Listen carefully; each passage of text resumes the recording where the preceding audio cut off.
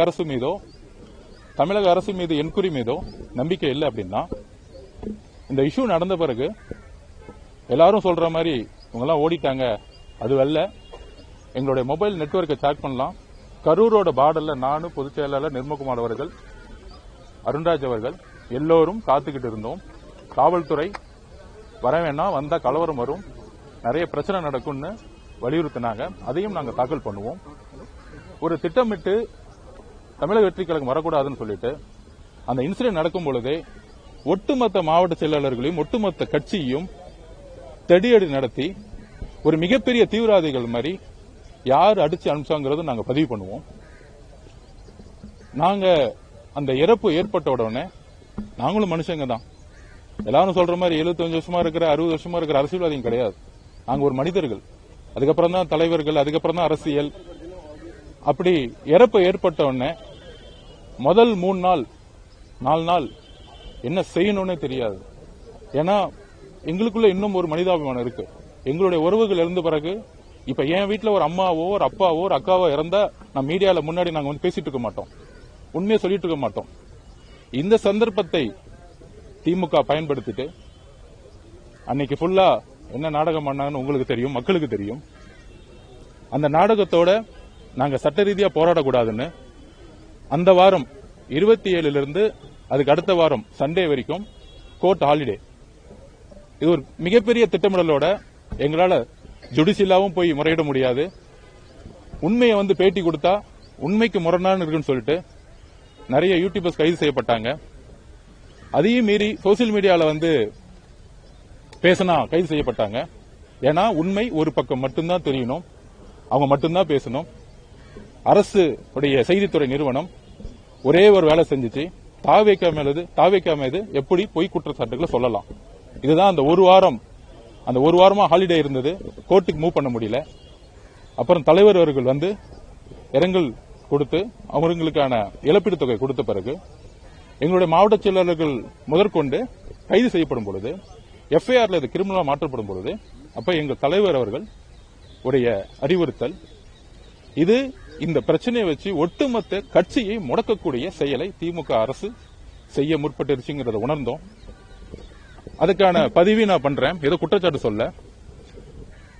திருமதி அருணா ஜெகதீசன் அவர்களுடைய தலைமையில் ஒரு விசாரணை ஆணையம் அமைக்கப்பட்ட பிறகு ஏன் வந்து உயர் அதிகாரிகள், ஹோம் செக்ரட்டரி, ஹெல்த் செக்ரட்டரி எல்லாரும் வந்து எந்த தவறும் செய்யலன்னு சொல்ல முடியும்? ஒரு விசாரணை நடந்துட்டு இருக்கும் பொழுதே எப்படி வந்து காவல்துறை இருக்கக்கூடிய ஒரு ஹோம் செக்ரட்டரி இந்த எந்த தவறு இல்லைன்னு சொல்ல முடியும்? அப்புறம் எதுக்கு வந்து விசாரணை ஆணையத்தை உருவாக்குனாங்க? விசாரணை ஆணையம் விசாரிச்சு முழுமையான அறிக்கை கொடுக்கறதுக்கு முன்னாடியே ஒரு ஹோம் செக்ரட்டரி, ஹெல்த் செக்ரட்டரி, ஒரு உச்சபட்ச அதிகாரத்தில் இருக்கிறவங்க இந்த தவறு தாவேக்கா தான் செய்துன்னு வாய்த்தரும் சொல்லாம அவங்க பக்கத்தை நியாயத்தை மட்டும் சொல்லிட்டு இருந்தாங்க. இதுவே வந்து அவங்க அமைச்ச கமிஷனுடைய ஒரு அதிகார மீறலுங்கிறத நாங்க பதிவு பண்றோம். நம்பர் 1. நம்பர் 2, உயர்நீதிமன்றத்தில் ஒரு கேஸ் ஃபைல் பண்ணாங்க. அது யார் கேஸ் ஃபைல் பண்ண மக்களுக்கு தெரியும். அந்த கேஸ்ல பிரேயரே கிடையாது. தமிழக வெற்றிக் கழகத்திற்கு எதிராக, அதுவும் குறிப்பாக எங்க தலைவருக்கு எதிராக கடுமையான வார்த்தைகள், அவருடைய தலைமை பண்பு, அவருடைய வருகை, அவருடைய அரசியல் வருகை, என்ன கோபம் உங்களுக்கு? அப்ப மதுரை ஹைகோர்ட்ல கேஸ் ஃபைல், எஸ்ஓபி பத்தி கேஸ் ஃபைல் இருக்கும் போது பிரேயர் வந்து சம்பந்தமே இல்லாம சென்னை உயர்நீதிமன்ற நீதிபதி அவர்கள் எஸ்ஐடியை ஃபார்ம் பண்ணி அந்த எஸ்ஐடியோடைய நோக்கம் நியூட்ரலா இருக்குமா, டிரான்ஸ்பரன்சியா இருக்குமான்னு தெரியாது, வெளிப்படை தன்மையா இருக்குமான்னு தெரியாது. ஏன்னா அந்த உயர்நீதிமன்ற நீதிபதி அவர்கள் கடுமையாக தமிழக வெற்றி கழகத்தை நாங்க தான் தப்பு செஞ்ச மாதிரி ஆல்ரெடி அவர் வந்து ஒரு பதிவு பண்ணிட்டார். எந்த விதமான என்கொயரியும் கிடையாது. பொதுவா வெக்கேஷன் கோர்ட்ல PIL case, public litigation case வந்து எடுத்த உடனே நோட்டீஸ் அனுப்புவாங்க. ஆனா அன்னைக்கே எடுத்து அன்னைக்கே ஒரு ஜட்மெண்ட் கொடுத்து அன்னைக்கே தமிழக வெற்றி கழகத்தை ஒரு குற்றவாளி மாதிரி ஆக்கி அதுல தலைவர் விஜய் அவர்களையும் ஒரு குற்றவாளி ஆக்கியக்கூடிய ஒரு ஜட்மெண்ட் இருக்கு பாருங்க. தமிழக வரலாற்றிலேயே மദ്രാസ് ஹைகோர்ட்ல இந்த மாதிரி ஒரு தீர்ப்பை கொடுத்ததே கிடையாது. அந்த தீர்ப்புக்கு அப்புறம் தான் புரிஞ்சுக்கிட்டோம் இந்த திமுக அரசு திமுக கட்சியை யூஸ் பண்ணாம மக்களால் தேர்ந்தெடுக்கப்பட்ட அரசை வச்சு தமிழக வெற்றி கழகத்தை எப்படி முடக்க முடியும். எங்க தலைவரை எப்படி முடக்க முடியும்? எங்களுடைய பிரச்சாரத்தை எப்படி முடக்க முடியும்? நேத்து கூட எங்க மாவட்ட செயலர் அரெஸ்ட், 3 மாவட்ட செயலர் அரெஸ்ட் பண்றாங்க. சோ இந்த மாதிரி கட்சியை முடக்கக்கூடிய ஒரு ஜனநாயக படுகொலையும் ஒரு எமர்ஜென்சியை ஒரு லாண்ட் ஆர்டர் மூலியமாக உருவாக்கியிருக்காங்க. சோ இந்த ஒரு பதிவோட தான் தலைவர் அவர்களுடைய அறிவுறுத்தல்ல இம்மீடியட்டா டெல்லிக்கு கிளம்பணும், 1ஆம் தேதி கிளம்பணும்.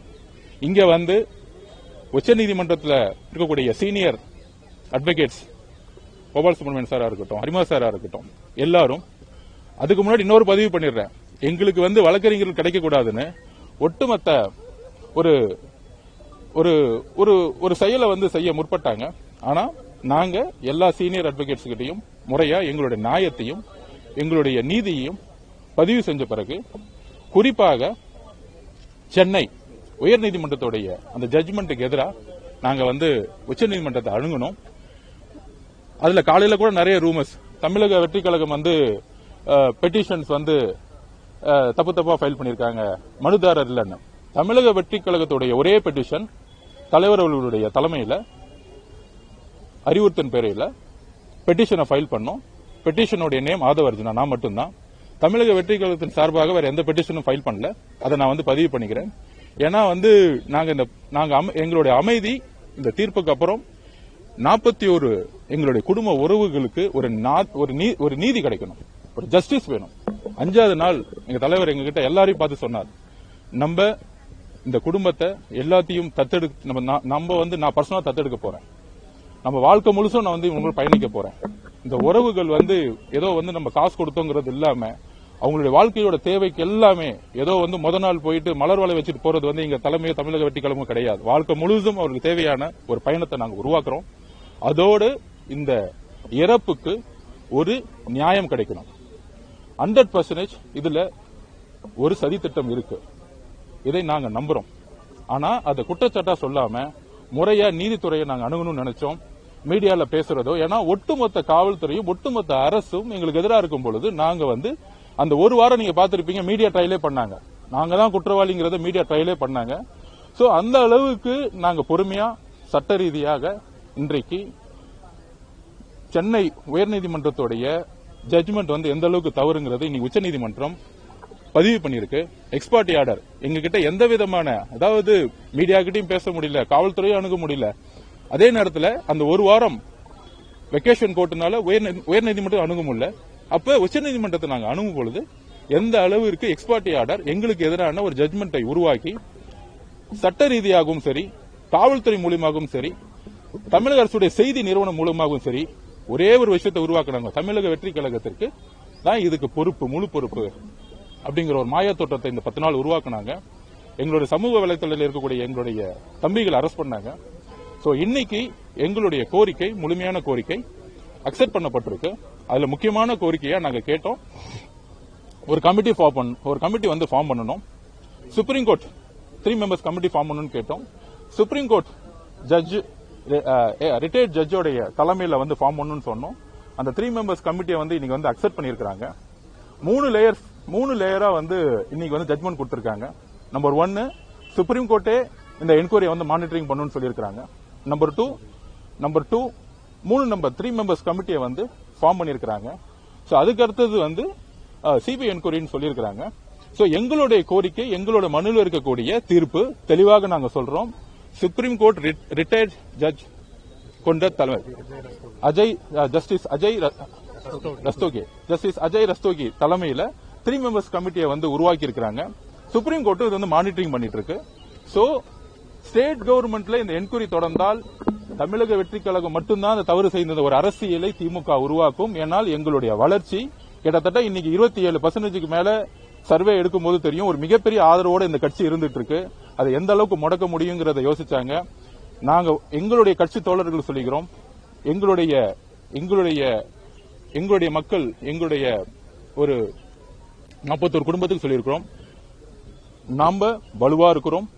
தமிழக தலைவருடைய ஒரே செய்தி, 41 குடும்பத்தோடு நாங்கள் எங்களுடைய பயணத்தை மிகப்பெரிய தொடருவோம், உண்மையை வந்து மிகப்பெரிய கொண்டு வருவோம்.